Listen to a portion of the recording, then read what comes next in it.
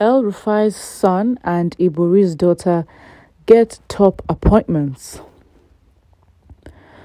Mohammed Bello El-Rufai, son of former Kaduna State Governor and the daughter of former Delta State Governor James Ibori Erietake Ibori Swenu, were named standing committees. Mohammed Bello El-Rufai, son of former Kaduna State Governor and the daughter of former Delta State Governor James Ibori, were named standing committees chairmen on Thursday. Speaker Abbas Tajuddin announced the 134 standing committees at the plenary, while Ibori's daughter was named chairman, House Committee on Niger Delta Development Commission. El-Rufai was announced chairman, House on Banking Regulation. Former Deputy Speaker Ahmed Idris Wase, from former House Leader Alassane Ado Dagwa, were also emerged as chairmen of committees. Interesting.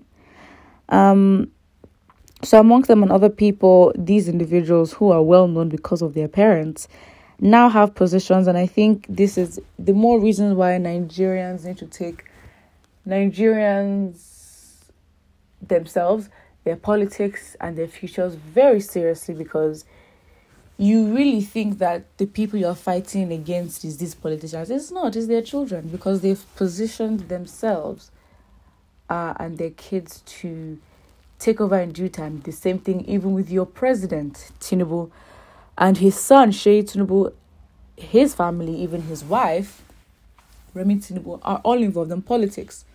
So no one can be surprised as to how generations of these individuals will keep themselves in line to always lead.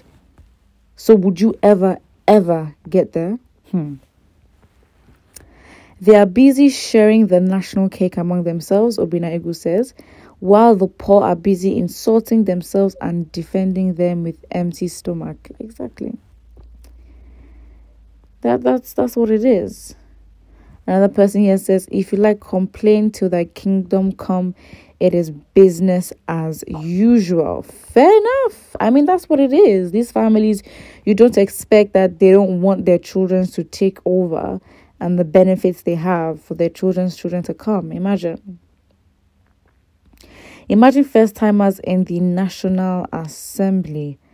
No experience, yet they get these juicy positions, armed to bleed the country from here straight to governors of their states. Absolutely. They are more united than the poor hypocritical masses hooked on handouts and crumbles, ready to kill and die during election. You're ready to die for an election, but you're not ready to die during a protest. Make it make sense. But again, it's just the mind and how the people themselves have been conditioned to think and accept all these things. Well, how and why? Tinubu is going to kill this nation with his bribery penchant. Nigeria is a joke. The rich are getting richer while the poor are getting poorer. It's nothing. To be honest, we all know this. It's nothing new. So what would Nigerians do about it? Exactly, just accept. Unless we decide to just stand up and unite and fight against the people who are fighting against you.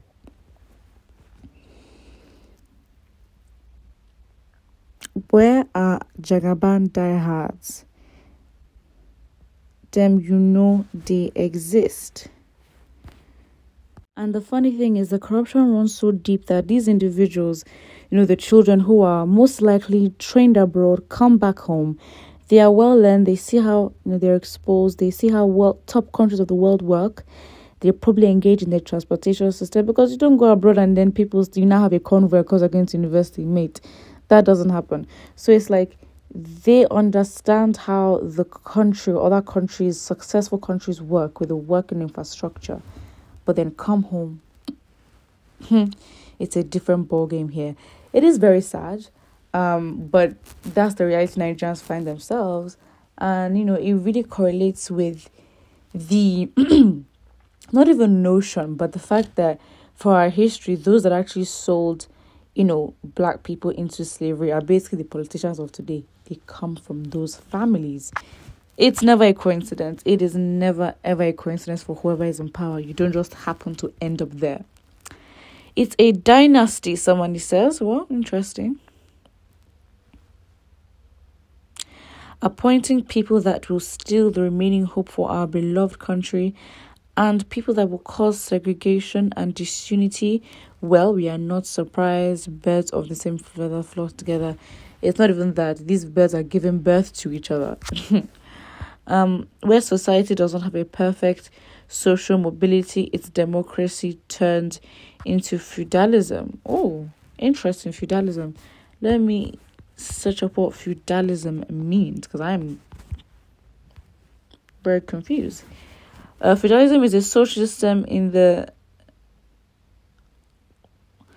dominant social system in medieval Europe in which nobility held their lands from the crown in exchange for military service. Ah, I see. Interesting. But